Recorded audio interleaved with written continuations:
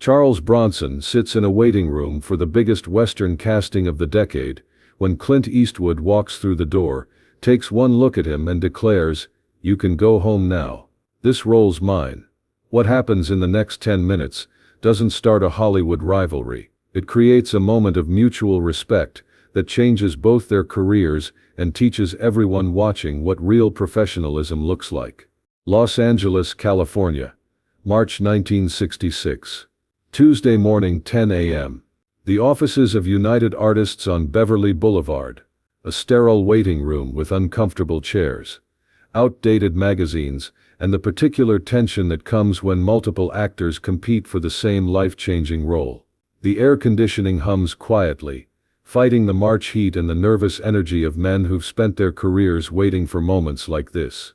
Charles Bronson sits in a corner chair, script pages folded in his jacket pocket, reviewing his lines one final time. At 44 years old, he's spent 16 years grinding through small parts and supporting roles, always the heavy, never the hero. Today represents something different. Today he's reading for the lead in The Good, the Bad, and the Ugly, Sergio Leone's follow-up to his successful Dollars trilogy. The role is Blondie, the mysterious gunfighter known as the Man with No Name. It's the kind of part Charles has dreamed of his entire career. A character who says little but means everything. A hero defined by actions, not words. A role that could transform a working actor into an international star. Charles has studied the script until he knows every scene, every moment, every subtle detail of character development. He understands Blondie isn't just a gunfighter. He's a survivor navigating a world where violence is currency and trust is luxury. The kind of character Charles feels in his bones because he's lived that reality in different forms. The waiting room contains 4 other actors, all reading for the same part. Familiar faces from television westerns and B-movies. Good actors, professional actors, but men who've never quite broken through to leading man status. Today one of them might change that. At 10:15, the door opens and Clint Eastwood walks in. The atmosphere in the room shifts immediately. This isn't another struggling actor hoping for his break. This is the star of A Fistful of Dollars and For a Few Dollars More. This is the man who made Sergio Leone's previous films international successes. This is Hollywood royalty walking into a room full of journeymen. Clint is 36 years old, 6'4", carrying himself with the easy confidence of someone who's already proven himself in this exact genre. Clean-shaven, perfectly dressed, moving like he owns every room he enters. His presence fills the space, making everyone else feel smaller somehow. He surveys the waiting room, noting the competition, assessing the situation with those famous squinting eyes. His gaze settles on Charles, studies him for a long moment, taking in the weathered face, the intense eyes, the quiet presence that suggests danger without advertising it. "Well," Clint says, his voice carrying that distinctive drawl, "looks like they're really scraping the bottom of the barrel for this one." The other actors shift uncomfortably, no one responds. You don't challenge Clint Eastwood in 1966. You just hope he doesn't notice you. But Clint's attention remains focused on Charles. "You must be Bronson. Heard about you. Coal miner's son from Pennsylvania. Worked your way up from nothing." Charles looks up from his script, meets Clint's gaze with steady certainty. No intimidation, no deference, just acknowledgement between two professionals. "That's right," Charles says simply. Clint nods, as if confirming something he already suspected. Then he does something that shocks everyone in the room. He walks directly to Charles, stops in front of his chair, and says loud enough for everyone to hear, "You can go home now. This role's mine." The silence is deafening. 4 actors freeze in their seats. The receptionist stops typing.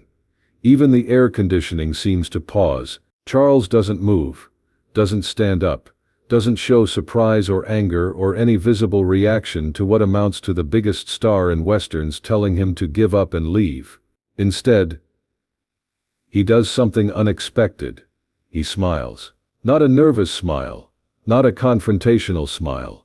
The kind of smile that says he's dealt with bigger men making bigger threats, and found them all manageable. "Mr. Eastwood," Charles says, his voice so calm it seems disconnected from the tension in the room. "May I ask you something?" Clint's eyebrows raise slightly. This isn't how intimidated actors usually respond. "Go ahead. Have you read the script?" "Of course I've read it. I made the first 2 films." Charles nods thoughtfully. "Then you know Blondie isn't just the man with no name from your previous films. He's something different. Harder, more damaged. A man who's lost everything and found a way to keep functioning." Clint's expression changes slightly. He's listening now instead of posturing. "You played the role beautifully in the first films," Charles continues. "Clean-shaven, mysterious, dangerous but controlled. But this Blondie has been through hell. He's survived a war, a prison camp, betrayal by everyone he trusted. He's not mysterious anymore. He's broken and rebuilt himself into something functional, but permanently changed." Charles stands up now. Not aggressively, just rising to meet Clint at eye level, or as close as their height difference allows. "You want to know why I'm here?" Charles asks. "Because I understand what broken and rebuilt looks like. I've lived it. Coal country poverty that kills men before they're 40. War in the Pacific where boys learn to kill or die. 15 years in Hollywood, being told I'm too ugly, too ethnic, too real for leading roles." The room has gone completely quiet. Even the traffic noise from Beverly Boulevard seems muted. "I'm not here to take your role," Charles says. "I'm here because someone at United Artists thinks I might be able to show them something different, something you can't show them." Clint stares at Charles for a long moment. Reassessing, recalculating. Seeing past the surface to the man underneath. "What can you show them that I can't?" Clint asks, his voice carrying genuine curiosity now, instead of dismissive arrogance. "Desperation," Charles answers simply. "Real desperation. The kind that comes from having nothing left to lose, from being so far down that death starts looking like relief instead of fear." Charles pauses, lets that sink in. "You're successful, Mr. Eastwood. You've made it. You can play mysterious and dangerous because you've never actually been desperate and broken. But this Blondie? He's not mysterious. He's surviving. And survival looks different than success." Something shifts in Clint's demeanor. The confrontational energy dissipates, replaced by professional respect. He's hearing something he didn't expect. Something that challenges his assumptions about the role and the man reading for it. "You think I can't play desperate?" Clint asks. "I think," Charles says carefully, "you can play anything you choose to play. You're a skilled actor. But I think this particular kind of desperation comes from experience, not technique." Charles sits back down, picks up his script pages. "Besides, we're not really competing for the same role." "What do you mean?" "You're reading for the lead in a Sergio Leone Western. I'm reading for the chance to show casting directors that ethnic actors can carry major films, different auditions, different stakes, different goals." Clint considers this. Studies Charles with new understanding, recognizes something he hadn't seen before. Not competition but parallel struggles in the same industry. "You know," Clint says, settling into the chair next to Charles, "they never told me you were reading for this. They never told me you were either."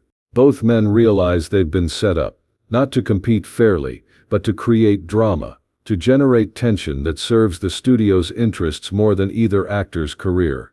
"Interesting," Clint says. "So what do you think is really happening here?" Charles considers the question. "I think Leone wants to see what different actors bring to his vision. I think United Artists wants to see if they can find someone who might work for less money than you command. And I think we're both being used to some degree." Clint nods slowly. "Probably right. Question is, what do we do about it?" "We do our jobs," Charles says simply. "We go in there and show them the best version of what we can offer. Let them make their decision based on merit instead of politics." "And if they choose you over me?" Charles meets Clint's eyes directly. "Then you congratulate me and move on to your next project, because you're Clint Eastwood, you'll always have next projects.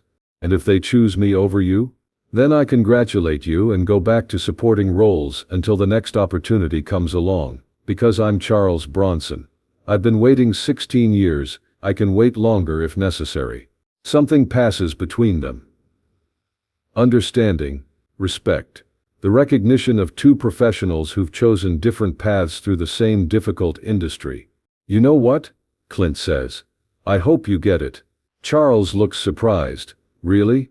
Really? Because if you're right about what this role requires, you'd be better at it than I would. And if you're wrong, well, you'll learn something valuable about auditioning. Charles extends his hand. Either way, may the best audition win. Clint shakes it firmly. Deal. 20 minutes later, Charles emerges from his audition. Clint is still waiting his turn, reviewing script pages. How'd it go? Clint asks. Hard to tell. Leone asked me to do the cemetery scene 3 different ways. Seemed interested in my interpretation. Good for you. That's more direction than most casting sessions get. Charles pauses at the door. Mr. Eastwood, can I say something? Sure. Whatever happens in there, you've already proven yourself in this genre. Don't let them make you feel like you need to prove it again. Clint nods. Thanks. And Bronson, don't let them make you feel like you need to be anyone other than who you are. Charles leaves. Clint goes in for his audition. 3 days later, both actors receive calls. Clint gets the role of Blondie in The Good, the Bad, and the Ugly. Charles gets an offer for a different Sergio Leone project. Once Upon a Time in the West, where he'll play a harmonica-playing gunfighter, seeking revenge. Both films become classics. Both actors become international stars, not despite their encounter in that waiting room, but partly because of it. Because they learned something valuable about professionalism, respect, and the difference between competition and collaboration. Years later, when interviewers ask about their rivalry, both men tell the same story. About a morning when Hollywood expected conflict and instead got mutual respect. About 2 actors who chose to elevate each other instead of tearing each other down. The industry wants us to see each other as competition, Clint would say in interviews. But Charles taught me that we're really colleagues working in the same profession. His success doesn't diminish mine. It expands what's possible for all of us. Charles would echo the sentiment. Clint could have used his star power to intimidate me out of that audition. Instead, he treated me like an equal. That professionalism made both of us better. The moment that could have created a Hollywood rivalry instead became a masterclass in how professionals handle competition. How respect works between equals. How success multiplied is better than success hoarded. 10 minutes in a waiting room in 1966. 10 minutes that taught 2 of the biggest stars in Western films that their real competition wasn't each other. It was the industry's tendency to pit talented people against each other instead of celebrating what each could contribute. They both won that day, and so did everyone who got to see what happened when mutual respect replaced manufactured rivalry. That's what shocked Hollywood. Not conflict, not drama, just 2 professionals treating each other the way they wanted to be treated, and creating legendary careers in the process.